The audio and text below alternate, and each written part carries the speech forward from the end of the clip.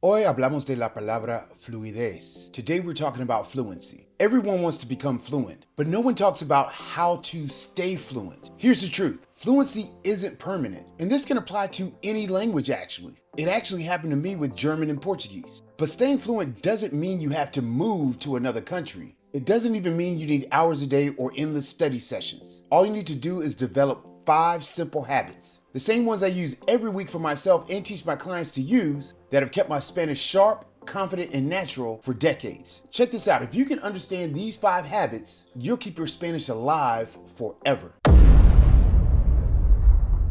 So in this video, I'm going to break down each one, giving you real life examples and show you how to use them right away. By the way, soy Profe Don Omar, and I've been teaching Spanish for over 25 years. Now I help busy adults just like you go from hola to full conversations without stress. Now let's talk about the first habit that will keep your Spanish alive even during the busiest weeks. The first habit we're discussing is daily input. If you want your Spanish to stay alive, you have to feed your brain in Spanish cada día. This is a must. It's a non-negotiable. It could be 10 minutes of a podcast, a YouTube video, or music in the target language. Para nosotros, el idioma español. It's not about studying harder. It's about hearing the rhythm of Spanish consistently. Because what you hear often, your brain starts to think in. Let me give you an example. In La Película Man on Fire with Denzel Washington and Dakota Fanning, by the way, if you haven't seen it, it's a must watch. Creasy, played by Denzel Washington, started working with Peta, Dakota Fanning, on improving her start time out of the blocks to help her with her competitive swimming. Concentrating. Eyes are closed.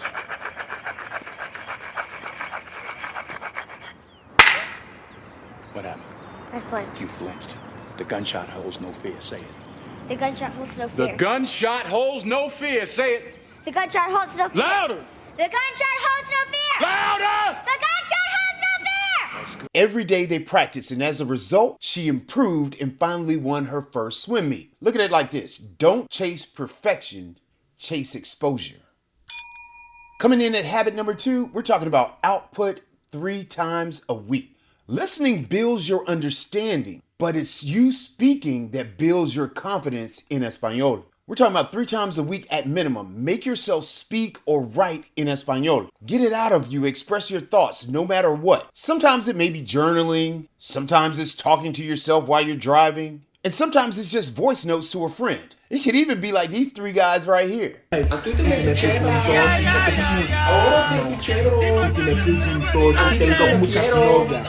But what you really have to do is ask yourself, what's my end goal here? Keep Spanish coming out of your mouth and not just in your mind. It's like a lot of things. If you don't use it, you're going to lose it.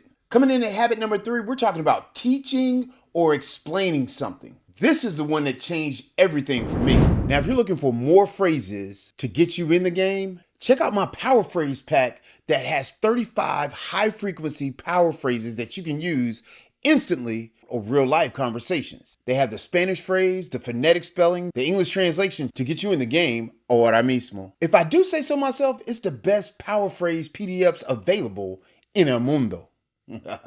So grab your copy today. The link is in the description below. Every time I explain Spanish as a teacher or to a friend, to a beginner, or even to myself, I understood it at a deeper level. Mira, when you can teach something, that's when you truly own it. That's actually one of the core ideas or principles in my Spanish mastery system. I don't want you to just memorize words. I want you to be able to explain them in simple terms, use them, and teach them to others. Because the moment that you can explain a phrase in Spanish in your own words, that's when you cross over from just being the student to now being a communicator. Albert Einstein once said, if you can't explain it simply, you don't understand it well enough. And that's 100. Every time that you try to explain una frase en español, your brain works harder to organize and simplify it. That process is what builds mastery. So if you learned a new expression today, explain it out loud to your spouse, partner, kid, or even your dog. We got to make sure we understand it like this. Teaching isn't just for teachers.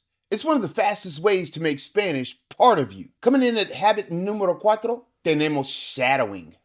I love this one because it's probably the most fun. When I first started out working on sounding more like a native speaker, I would pick a scene from a Spanish show or interview and I would mimic the speaker exactly. I'm talking about the same tone, rhythm, hand gestures, and emotion.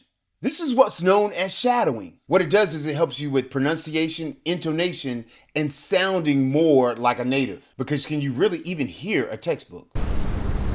Cuando era joven, escogí Antonio Banderas. Era muy famoso durante los 90s. ¿A quién va a escoger? Dime en los comentarios. And the best part, you don't even have to understand every word. What you're actually doing is you're training your mouth and ears to work together. Bottom line is this, fluency lives in your rhythm. Coming in at habit number 5 is reflection. So if I were learning Spanish all over again, I wouldn't just stop at one video. I give myself a simple plan to follow and stick with it for a few days straight. That's exactly why I created my 5-day Spanish Made Simple challenge. In just 5 days, you'll learn and practice the exact same patterns that we talked about today. Por ejemplo, quiero, me gusta, necesito, but inside full conversations. By the end of the challenge, you'll have your very first real Spanish exchange, not just words floating around in your head. So if you're serious about starting the smart way, click the link below to join us. Don't just let this be another video that you watch. Take the first step that I would take if I were starting again. Every Sunday, I would take 5 minutes and ask myself the following thing. What did I understand this week that I didn't understand before? Then I celebrated that progress, even if it was chiquito. This is what's known as your glows. That simple reflection kept me motivated to get better each week and reminded me that fluency isn't a sprint, it's a stroll in the park, baby. More or less, it's a relationship that you have to pour into and nourish. Check it out, fluency fades when you stop noticing growth. For me, I knew my fluency was fading fast when I decided to stop taking Spanish in college during the 90s and switched over to Brazilian Portuguese. By this point in my Spanish classes, we weren't focusing on grammar and the basics of the language. The classes were mostly conversational classes. It was less about learning grammar and focused more on comprehension and speaking. Anywho, as I became more infatuated with Brazilian Portuguese, the history of Northeastern Brazil, and the culture in general, the less I found myself engaging in Spanish conversations. And when I did speak Spanish with native speakers, I found myself searching and fumbling for words more than I did before. But you know one thing? I knew that Spanish would become super important in the 21st century in the United States. I just didn't know how. So what I did was I began to implement these habits on a daily basis to help me maintain the fluency that I had at that time. So let's recap. If you want to stay fluent in Spanish, it really comes down to these 5 simple habits. Habit number 1, la entrada diaria. Listen or read in Spanish every day. Número 2, la salida. Speak or write 3 times a week. Número 3, el maestro interior. Teach or explain what you learn. Número 4, la imitación activa. Shadow native speakers to sound natural. Y número 5, reflexiona y celebra. Take a moment each week to notice your growth. These 5 habits are what have kept my Spanish sharp, natural, and alive, even decades after becoming fluent. And if you watch my video on how I became fluent, you already know that fluency wasn't luck, it was discipline. But this right here, what you've learned today, this is what keeps fluency alive. Look at it like this. If the first video was about me losing 60 pounds, this video would be about how I kept it off for 20 years without slipping back down or up. Now, as we begin to land the plane, let's finish strong with today's Profe Power Tip. And today's power tip is this. There's an old Spanish saying por el poeta Antonio Machado. It goes like this. Caminante no hay camino. Se hace camino al andar. Traveler, there's no path. This path is made by walking. In other words, this is exactly what fluency is and should be to you. It's not a finish line, it's a daily choice.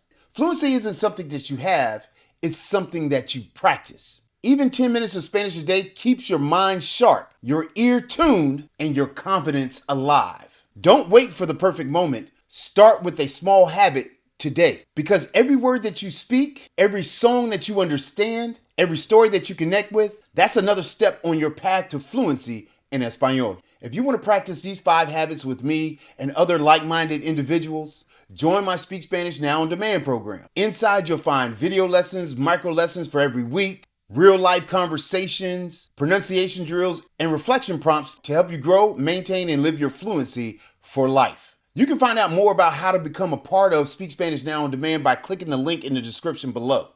Now, if you're ready to build these 5 habits right here, check out this video right here on how I became fluent on my own, because that's where the journey started, and I'll see you over there. Soy Profe Don Omar, your guide on how to speak Spanish now. Nos vemos.